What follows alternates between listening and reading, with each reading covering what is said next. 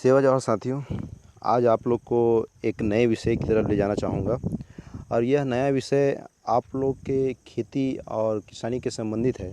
इसलिए मुझे लगता है कि आप लोग अच्छे से इसको ध्यान से देखेंगे क्योंकि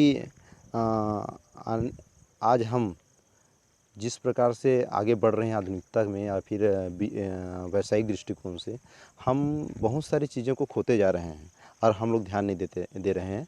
जैसे कि पहले एक कहावत थी छत्तीसगढ़ी में कि मुड़ भर बैला, है ना। ये कहावत नहीं थी, ये हकीकत थी। क्या है, पहले का बैल क्या है हमारे सिर के ऊपर से रहते थे। गाय भी उसी प्रकार से एक हष्ट पुष्ट और अच्छे दूध देने वाले होती थी। किंतु आज क्या है, हमारे गाय और बैल पशुधन जो है कमज़ोर हो चुकी है और दुग्ध उत्पादन में कमी या फिर हमारे जो कृषकों को अच्छे बैल नहीं मिल पा रहे हैं। आज बैल बहुत कमज़ोर और नाटे किस्म के होते हैं। तो इसका कारण है हमारे आधुनिक जिस प्रकार से हम लोग ट्रैक्टर है और जिस हार्वेस्टर है इसमें क्या है मिंजाई कराते हैं। तो क्या है, जो पैरा रहती है वो सूखा और कड़ा और स्वादहीन होता है। इसमें क्या है, प्रोटीन का अभाव होता है, हानिकारक ऑक्जेलेट और अरुचिकर तत्व क्या है सिलिका की अधिकता होती है उसमें। क्या है क्या बोलते हैं, इस प्रकार से जब होने से क्या है पशु उसको खाने से कतराते हैं, थोड़ा दूरी बनाने लग जाते हैं। और जब दूरी बनाने लग जाते हैं तो क्या है, आप हरा भरे घास की तलाश में निकलते हैं। लेकिन आज हमारे पास चारागाह की भी कमी है, तो उनको जो प्रोटीन मिलना होता है वो नहीं मिल पाता है। तो हमारे डॉक्टर हैं, हमारे पशु चिकित्सक, वे लोग सलाह देते हैं कि पैरा को उपचारित करके खिलाओ। पैरा को उपचारित करके खिलाओ। तो उपचारित कैसे करेंगे, है ना। इस पर जाते हैं कि उपचारित हम कैसे करेंगे, है ना, और उपचारित क्यों करते हैं। सबसे पहले देख लेते हैं उपचारित क्यों करते हैं, उपचारित करने की आवश्यकता क्यों है। तो सबसे पहले मैं तो आप लोग को बताया हूँ कि हमारे जो बैल हैं नाटे होते हैं, कमज़ोर होते हैं। हमारे गाय लोग भी कम दूध दे रहे हैं, ये बताया। लेकिन ये गाय लोग कम दूध दे रहे हैं, साथ ही साथ हमारे जो जानवर है पशुधन है उनको क्या क्या हानि होता है, उसके लीवर गुर्दा कमज़ोर होने लग जाता है ना।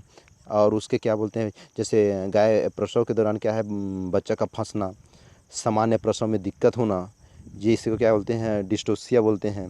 गर्भावस्था के दौरान क्या है, बच्चा जनने में यानी कि बच्चा आने में या प्रसव के बाद बच्चादानी का बाहर आ जाना, जिसको प्रोलपस आप यूलेटेरस बोलते हैं, है ना। इसी प्रकार क्या है, प्रसव उपरांत जेर का न गिरना, मतलब जिसको हम लोग आंवर बोलते हैं ना, आंवर डालते हैं करके छत्तीसगढ़ी में आंवर बोलते हैं, है ना। तो प्रसव के उपरांत जेर का न गिरना, जिसके रिटेंशन ऑफ प्लेसेंटा बोलते हैं।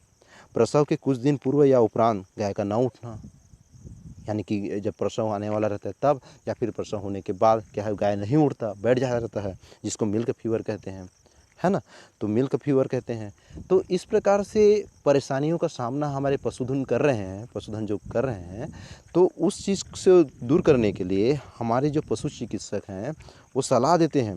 क्या सलाह देते हैं, कैसे में क्या है, 1 क्विंटल पैरा में क्या है, आप 4 किलोग्राम यूरिया को 50 लीटर पानी लेकर मिलाएं, या फिर जैसे नमी है या ठंड है मौसम के हिसाब से, तो आप उसमें क्या है 40 लीटर पानी कर सकते हैं।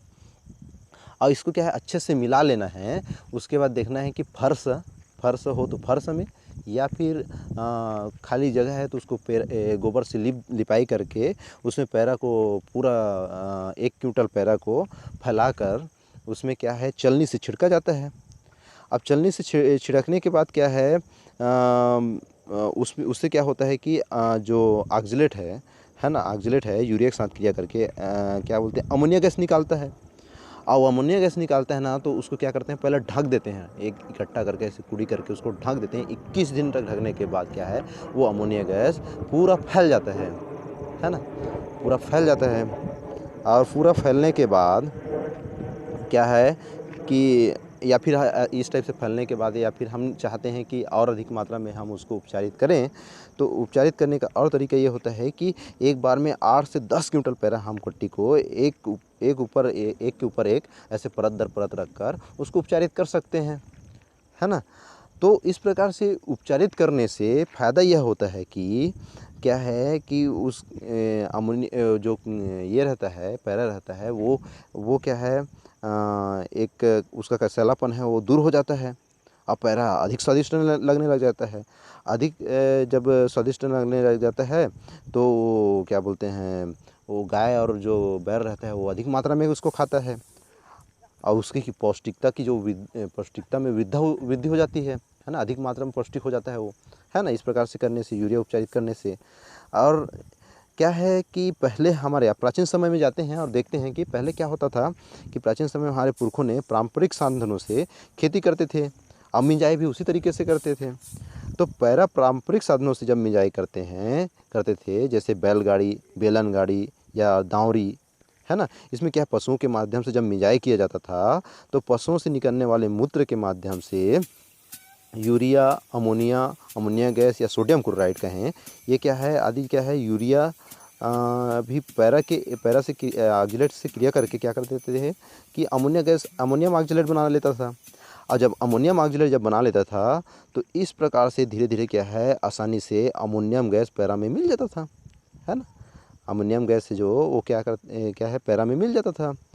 और शरीर में विद्यमान है, जो शरीर में जो विद्यमान रहता है कैल्शियम, उसको नाश नहीं करता था। मतलब कहा जाए तो कि जब पैरा को डायरेक्ट खाए तो क्या है कि पैरा में ऑक्जेलेट रहता है, तो ऑक्जेलेट सीधा मतलब शरीर उसके गाय और बैल के, हमारे जो पशुधन के जो पैर में रहे कैल्शियम हड्डी से क्रिया करके क्या बना देता है, कैल्शियम ऑक्जेलेट बना देता है। और कैल्शियम ऑक्जेलेट बना के क्या है, वो मूत्र के द्वार से वो बाहर हो जाता है, जिससे क्या है पशुओं में कैल्शियम की कमी हो जाती है ना।